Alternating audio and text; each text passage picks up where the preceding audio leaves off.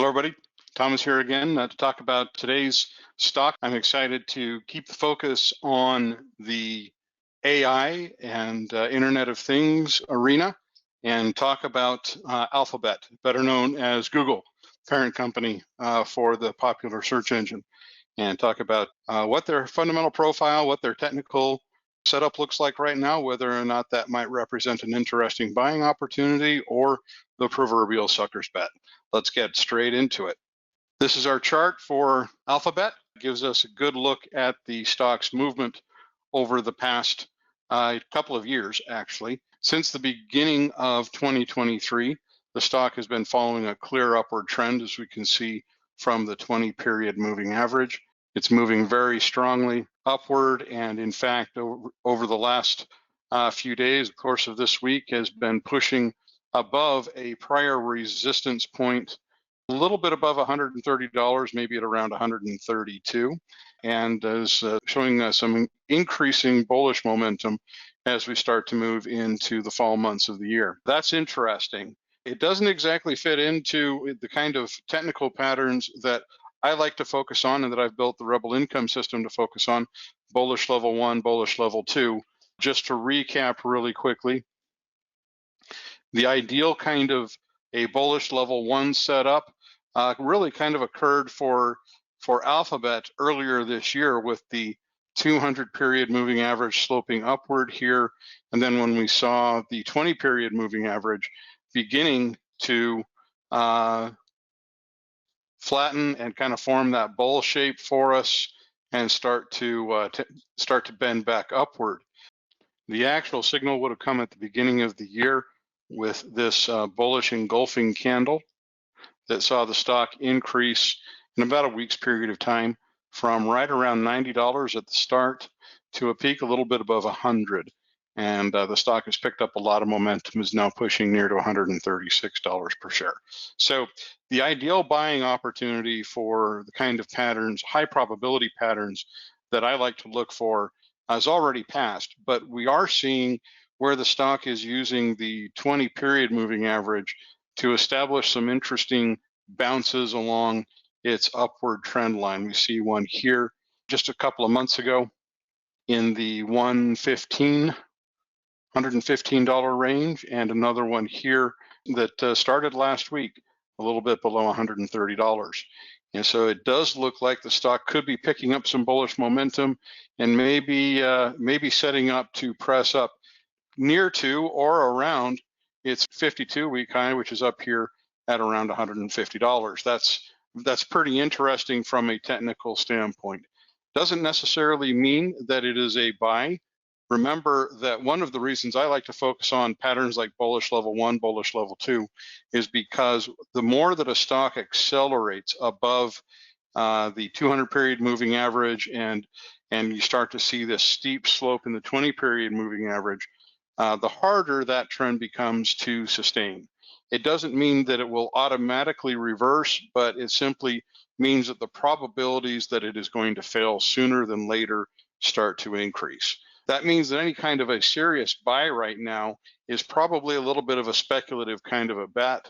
That doesn't necessarily mean, though, that there isn't a strong fundamental argument or value argument to be made for the stock.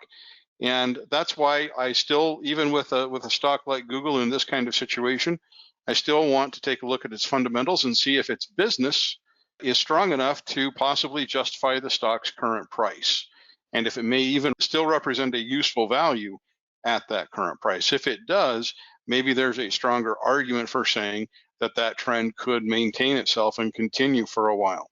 So let's go ahead and take a look and see what those numbers look like. As always, I like to look at free cash flow, pay attention to how that translates to free cash flow yield. I want to see a pattern of increasing cash flow over time as much as I can.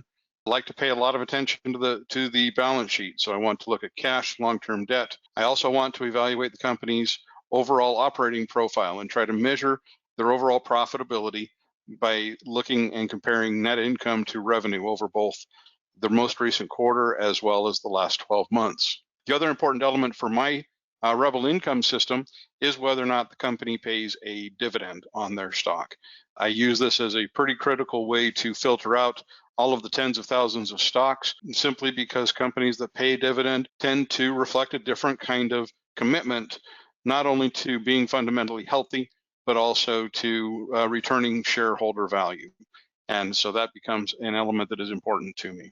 The valuation metrics that I focus on and that I'm trying to drive at are based on companies' price to book ratio and price to cash flow ratios compared to their historical norms, to see how the market has treated those on a historical basis, compare those current numbers and see if possibly the market may be discounting the stock at its current price. Here's the overall breakdown. We can see a very nice pattern when it comes to free cash flow of generally positive growth. Most recent quarter was a little over $71 billion in total cash flow. This is for one of the largest companies in the world, a company with a 1.7 trillion market cap. That's not a misquote. It is $1.7 trillion. This is a company with more than $71 billion in free cash flow, and that represents a very interesting increase, not only in the last quarter from about just a little under 62 million, but also over the last year from about $62.5 million. The overall free cash flow yield is right around 4.15%. Their balance sheet is also extremely strong. This isn't exactly a surprise for Alphabet, because they have historically had a very strong balance sheet with $118.3 billion. That's not a mistake. $118.3 billion in cash and liquid assets on their balance sheet against $13.7 billion in long-term debt. So that means that the company could easily wipe out all of the long-term debt they have on their balance sheet and would really only be a drop in the bucket in terms of the total cash that they have on hand.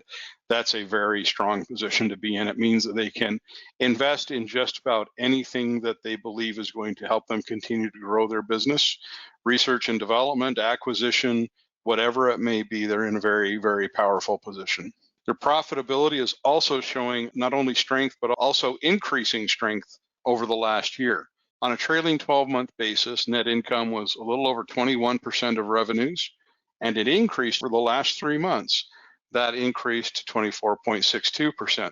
Now, just to be clear, maybe around 3.5% doesn't sound like a big difference, but remember that this is the last quarter's net income and revenue, and this is a 3.5% improvement over that 3-month period. If you were to extrapolate that over a 1-year period, the total growth in the company's profitability over the next 12 months, if it continued to follow this pattern, would be around 14%.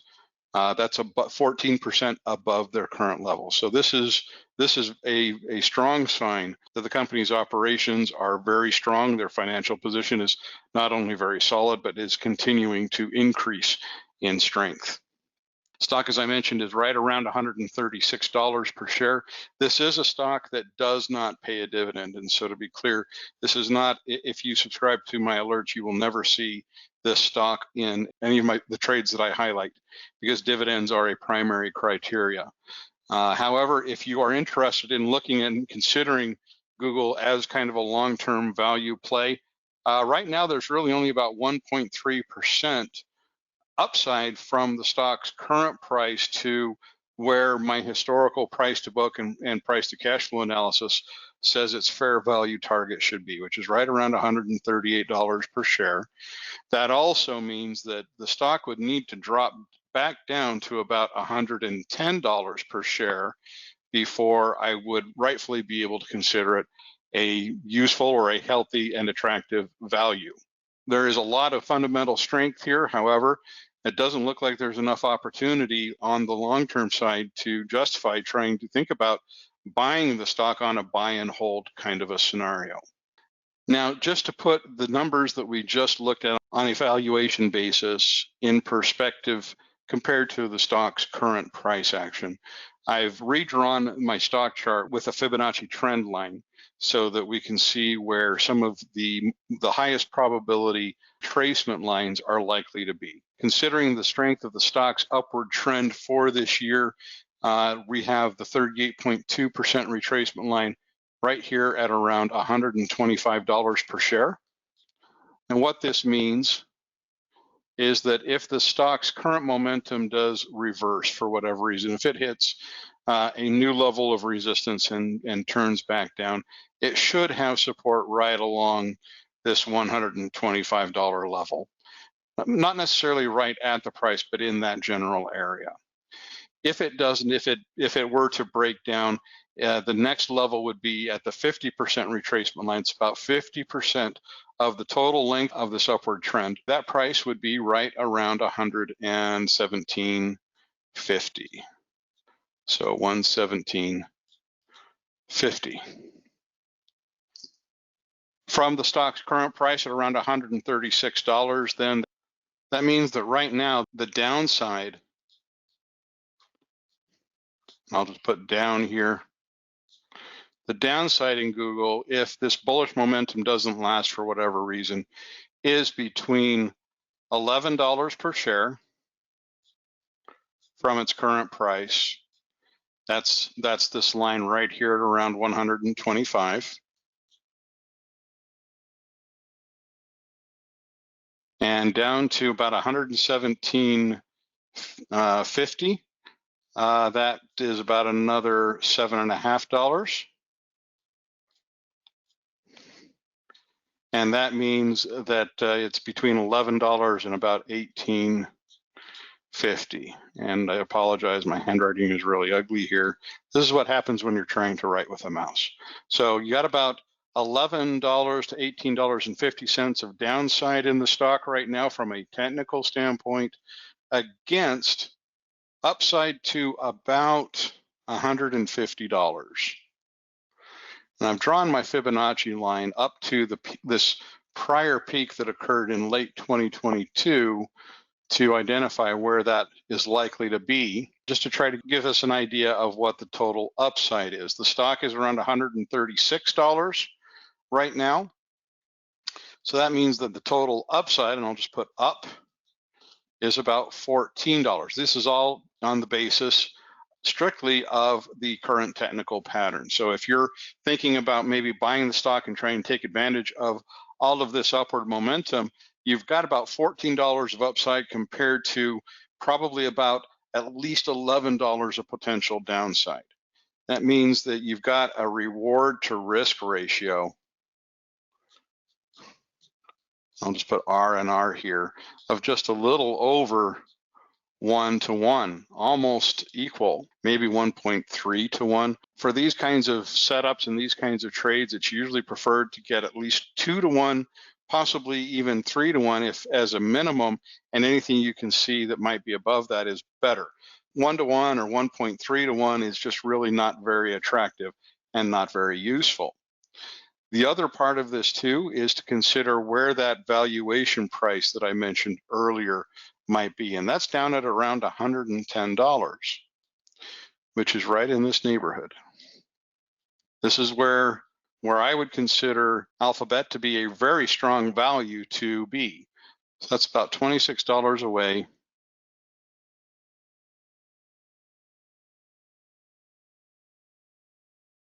from good value.